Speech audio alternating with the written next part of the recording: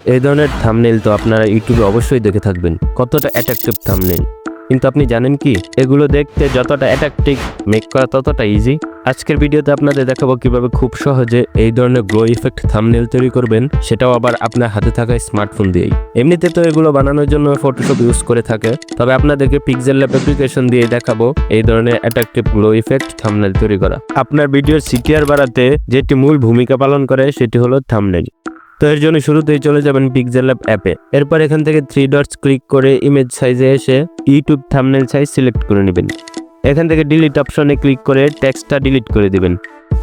এখন প্রথম কাজ হলো ব্যাকগ্রাউন্ড অ্যাড করা। তো এর জন্য এখানে চলে আসবেন, এখান থেকে ফ্রম গ্যালারিতে ক্লিক করে আপনার পছন্দের ব্যাকগ্রাউন্ড অ্যাড করে নেবেন, অথবা আমি যেটা অ্যাড করলাম সেটা চাইলে ডেসক্রিপশনে লিঙ্ক দিয়ে দেবো, ওখান থেকে ডাউনলোড করে নেবেন।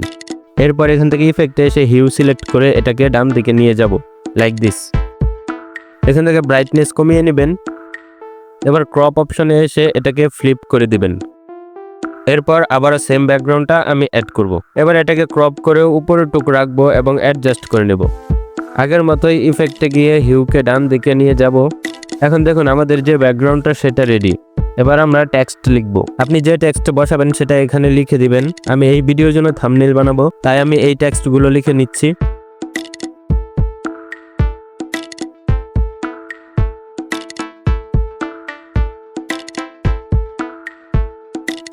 লেখা হয়ে গেলে এবার লেয়ারে এসে আমি সবগুলো টেক্সট সিলেক্ট করে এখান থেকে মার্ক করে নিলাম। তো এটাকে আমি কিছুটা রোটেট করে পজিশন মতো বসিয়ে নেব। আপনি আপনার সুবিধা মতো বসিয়ে নেবেন। এবার এখানে আমি পিএনজি ম্যাটেরিয়ালস বসিয়ে নেব। আপনি আপনার ভিডিও অনুযায়ী ম্যাটেরিয়ালস বসিয়ে নেবেন। তো বসানোর জন্য এখানে এসে ইম্পোর্টে ক্লিক করলে আপনার গ্যালারিতে নিয়ে আসবে।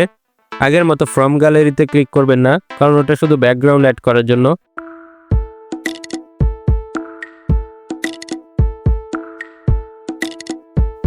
দেখুন এখানে আমি ব্যাকগ্রাউন্ড অ্যাড করছি, টেক্সট অ্যাড করেছি, পিএনজি ও প্রয়োজনে সবাই অ্যাড করে ফেলেছি।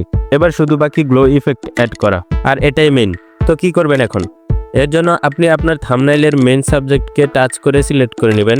এবার এখান থেকে স্টকে ক্লিক করে এনেবল করে নেবেন এবং যেই কালারে গ্লো দিতে চান সেটা সিলেক্ট করে নেবেন। এরপর এখান থেকে ড্র অপশনে এসে আপনি যেই কালার স্টকে সিলেক্ট করেছিলেন সেটা সিলেক্ট করে নিন। এবার pen size, smoothness, blur radius সব প্লাস করে দিন। দেখবেন এখানে একটা গ্লো তৈরি হয়ে গেছে। এরপর এটাকে বড় করে নিন আপনার সাবজেক্ট অনুযায়ী। এবার লেয়ারে এসে এটাকে ব্যাকগ্রাউন্ডের উপরে নিয়ে আসবেন।